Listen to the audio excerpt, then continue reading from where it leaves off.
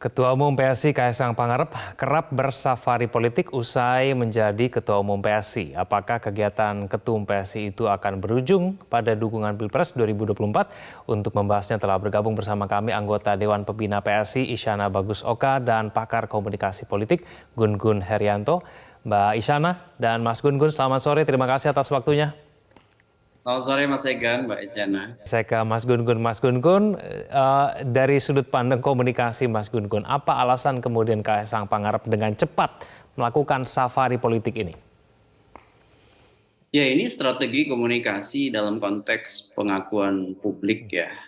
Karena apa? Karena muncul persepsi bahwa proses transisi Kaisang menjadi ketum itu kan instan ya. Sehingga kemudian tentu butuh strategi komunikasi yang cepat, terutama dengan dua orientasi. Pertama itu orientasinya adalah dengan berkomunikasi dengan halayak-halayak kunci melalui tokoh-tokoh kunci. Dalam konteks ini sebut aja misalnya PBNU, Muhammadiyah, kemudian juga tentu komunitas agama-agama lain.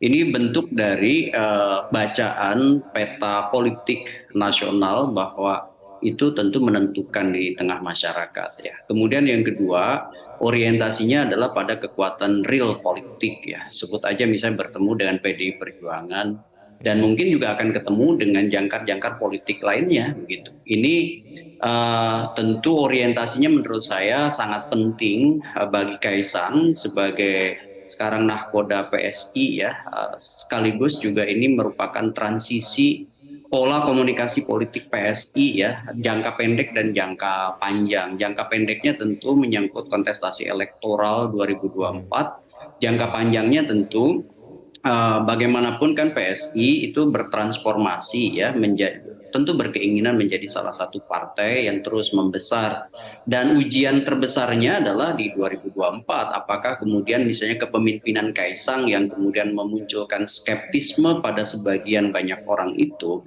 terjawab dengan misalnya lolosnya PSI melampaui misalnya yang disebut dan parliamentary threshold atau tidak di 2024 besok. Apakah kemudian kunjungan kepada dua organisasi Islam terbesar ini bisa memberikan insentif elektoral kepada PSI, Mas Gun Gun? Kalau saya lihat tidak secara langsung bicara soal insentif elektoral ya, tapi lebih pada sekarang ini membangun trust ya. Trust terutama pada sosok kepemimpinan Kaisang terlebih dahulu. Kalau saya lihat begitu ya. Konteksnya ini kan sekarang jangka pendeknya itu adalah bagaimana misalnya Kaisang itu bisa diterima dalam persepsi publik bahwa ya, dia menjadi satu di antara elit yang memimpin partai politik sebagai entitas publik gitu ya.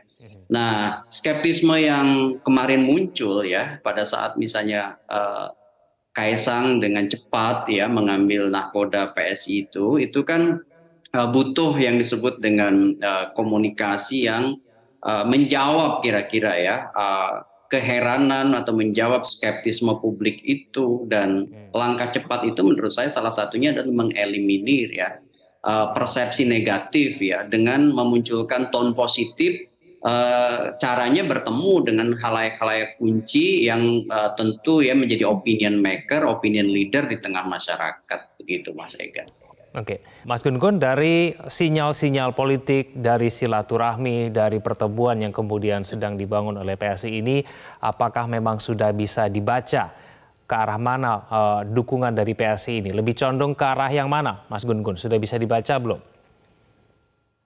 Kalau saya lihat pergerakan dinamisnya itu kan sebenarnya sudah terprediksi ya, tetapi kemudian selalu ada faktor X yang memengaruhi di injury times ya. Terutama dalam konteks ini kalau saya membaca Mas Egan, pergerakan PSI itu akan sangat ditentukan oleh bandul politik Pak Jokowi nanti di akhir ya. Makanya kemudian kalau soal komposisi misalnya siapa capres, cawapres, ya tentu kan posisi misalnya Pak Ganjar, Pak Prabowo itu masih dalam konteks hitungan bahwa proses menentukan pilihan itu kan PSI udah berkali-kali bilang tegak lurus pada Pak Jokowi gitu ya. Artinya memang akan sangat terpengaruh oleh kemana arah dukungan Pak Jokowi yang kemudian definitif.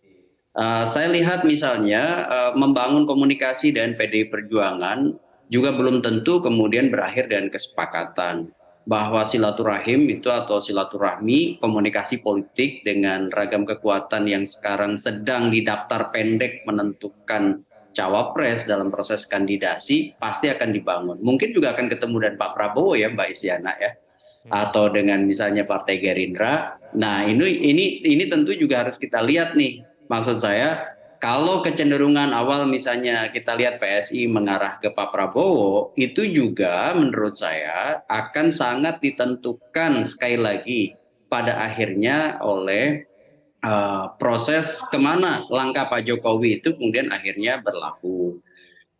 Saya sih menduga ya, ini tentu prediksi yang bisa salah.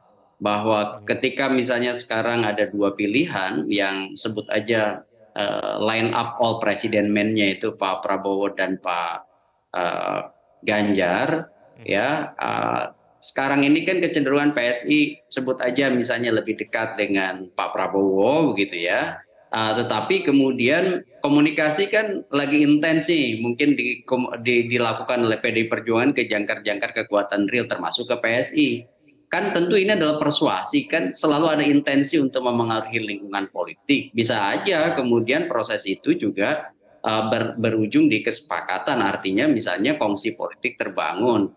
Meskipun kalau saya lihat ya prediksi awal PSI mungkin akan jauh lebih mengarah ke kubu Pak Prabowo. Begitu. Ya. Baik, kita akan tunggu nanti hasil silaturahmi dari Kaisang Pangarep di kesempatan selanjutnya. Terima kasih Mbak Isyana, terima kasih Mas Gun-Gun telah bergabung bersama kami di Metro hari ini. Selamat sore. Jelajahi cara baru mendapatkan informasi. Download Metro TV Extend sekarang.